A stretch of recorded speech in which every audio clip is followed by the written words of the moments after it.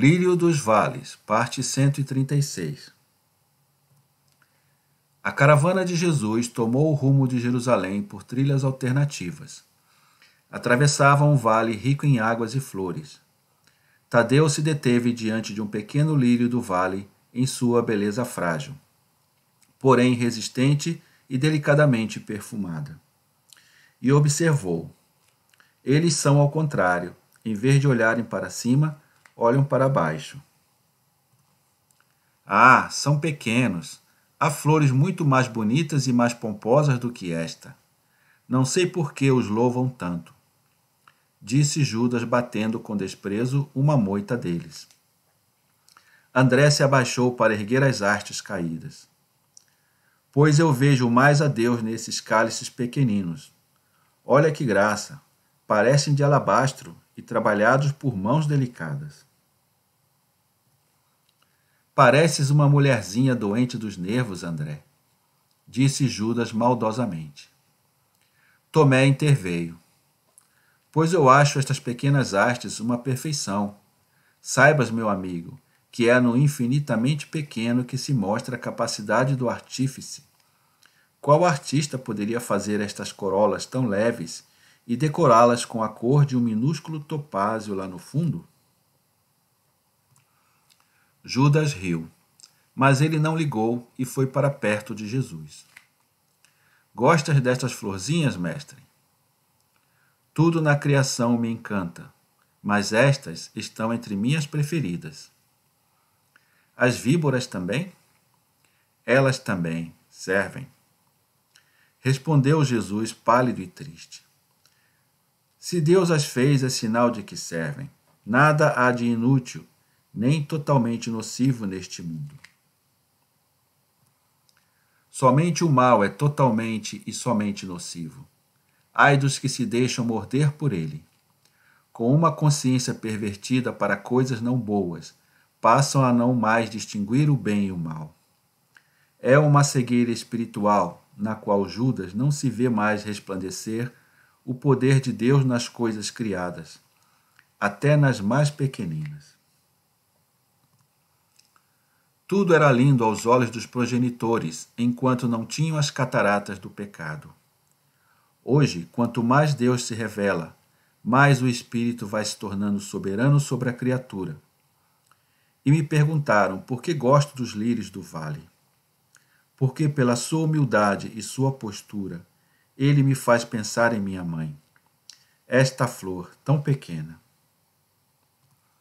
Minha mãe também é tão humilde, modesta, ocultada, que só pedia que a deixassem desconhecida. Seu perfume de santidade foi tão forte que me atraiu do céu. Ela é toda bela.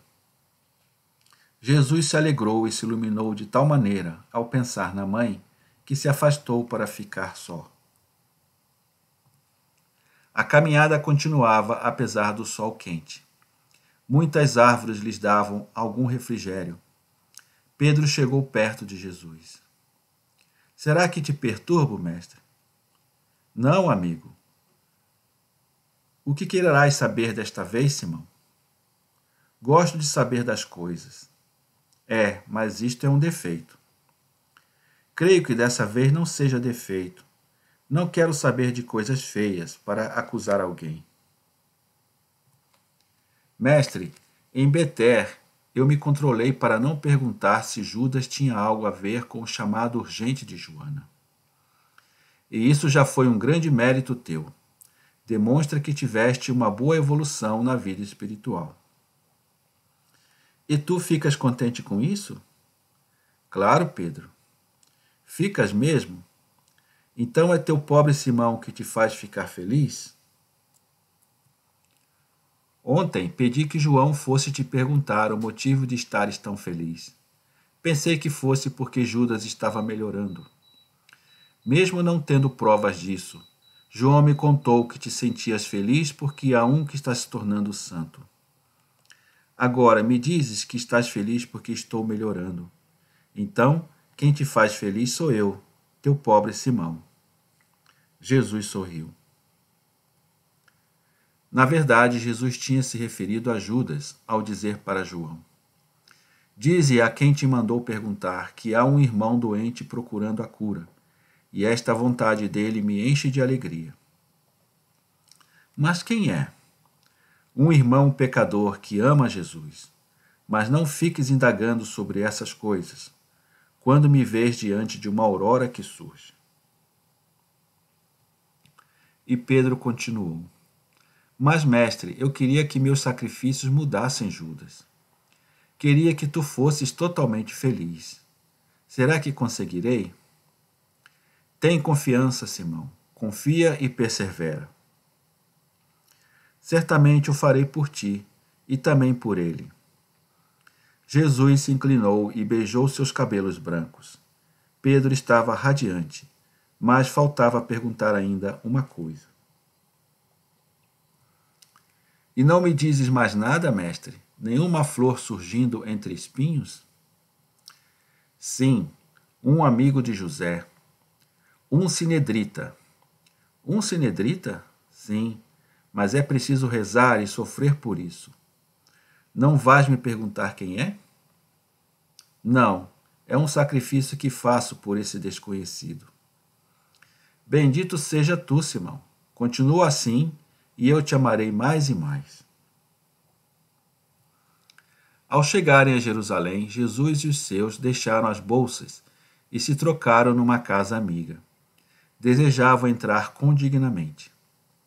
O templo estava lotado. A algazarra indecorosa dos cambistas e dos vendedores continuava a mesma de sempre. Por isso, Jesus entrou pela porta lateral e foi direto para o lugar das orações. Mas, naturalmente, foi logo notado por muitos, tanto bons como maus. O sussurro se espalhou rápido. Ao sair, Jesus se viu cercado de uma multidão, todos querendo escutá-lo. Noutra hora, meus filhos, em outro lugar. E no meio do povo os fariseus e escribas zombavam. Ele já chegou à idade da razão, agora sente medo. Mas acabaram o convencendo. Muitos haviam se sacrificado vindo de longe e o aguardavam. O povo estava disposto a afastar a minoria astuta e traiçoeira dos fariseus. Mas eles, percebendo, se afastaram. Ficaram apenas os mais velhos e reflexivos. Tu que tudo sabes, o que acontecerá a todo Israel se não se render à tua voz? Perguntaram. Jesus os olhou com piedade. Jeremias já dizia que muitos enxergarão a piedade de Deus como uma fraqueza sua. Mas de Deus não se zomba. Os que se julgam poderosos e moram em palácios são como a argila nas mãos do oleiro. Ele pode fazer dela o que quiser. E ao encontrar resistência, pode jogá-la fora e buscar uma nova argila. Somente a penitência e o arrependimento poderão modificar a punição de Deus ao povo rebelde. Israel não se arrependeu, e as ameaças continuarão mais e mais. Israel teve a maior das misericórdias, foi visitado por mim. Portanto, o Senhor diz: Eu me arrependo do bem que vos fiz, e contra vós preparei grandes desventuras. Que cada um volte atrás da estrada errada e tornem retas vossas condutas. Pois, quando os desígnios divinos se cumprirem contra esta nação culpada, que ao menos os bons dela conservem o espírito livre das culpas, mesmo com a perda total de seus bens, da sua liberdade e da união. O importante é não perder os bens eternos. A visão dos profetas tem sempre um propósito: avisar os homens sobre o que está para acontecer. E isso vos foi bem explicado pelo exemplo do vaso de argila despedaçado e jogado fora. Isto é o que se pode esperar das cidades e reinos que não tenham se rendido ao Senhor. Os escribas e fariseus que se afastaram foram chamar as milícias do templo. Não puderam se aproximar muito por causa da multidão, mas gritaram: Vai-te embora, ou te poremos para fora com nossos soldados. A multidão reagiu com vaias e agressões verbais. No mestre ninguém toca, vós sois nossa ruína, ele a nossa salvação. O tumulto tomou conta. Da fortaleza Antônia vieram soldados romanos, chefiados por um graduado. Dai-o fora, fedorentos, e de fazer guerra às baratas, seus imbecis. Eles queriam calar o rabi da Galiléia. Ao Galileu? Não é lícito. Marchai para o vosso canil. Ha, ha. A loba sabe despedaçar teus cachorrinhos. Somente Roma tem direito de julgar. E olhando a Jesus, disse: E tu, Galileu, podes ir contando as tuas fábulas. Ha, ha. E saiu mostrando suas couraças brilhantes. No meio da confusão surgiu um fariseu, conhecido por muitos, que disse a Jesus que continuasse a falar. Tuas explicações são novas. Nós a saboreamos com grande apetite. Jesus fixou o olhar nele. Ó Euquias, tu e teus amigos tendes outras fomes. Não, mestre, eu juro em nome de Deus que basta. Quem é honesto não precisa ficar jurando. Acaso estás prevendo para nós matanças, a espada, a peste e a fome? Sim, tudo isso e muito mais. Então Deus não nos ama mais? Ele vos ama tanto que cumpriu sua promessa. Eis-me aqui. E quando vais fundar o teu reino? Os fundamentos já estão lançados nos corações dos bons.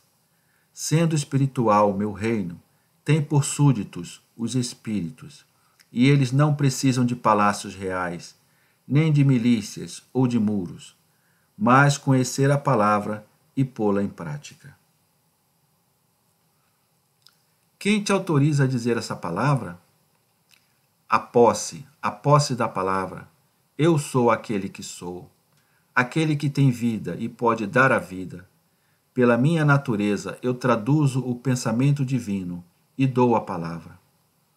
O amor me excita a tornar conhecido o pensamento do Altíssimo.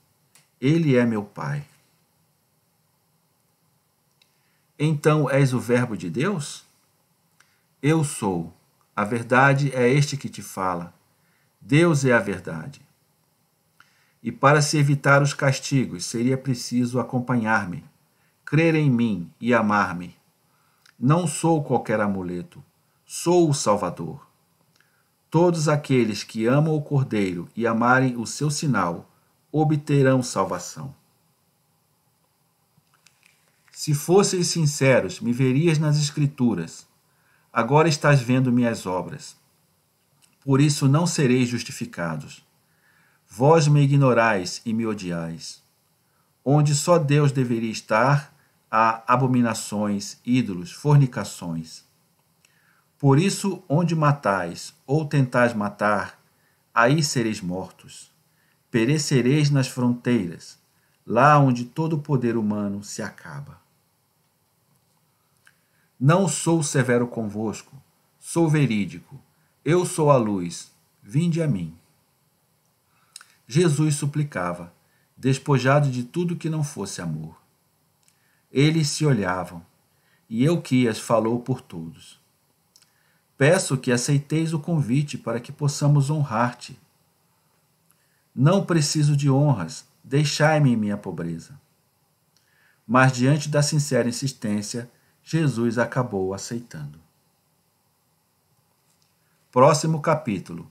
Banquete de Euquias.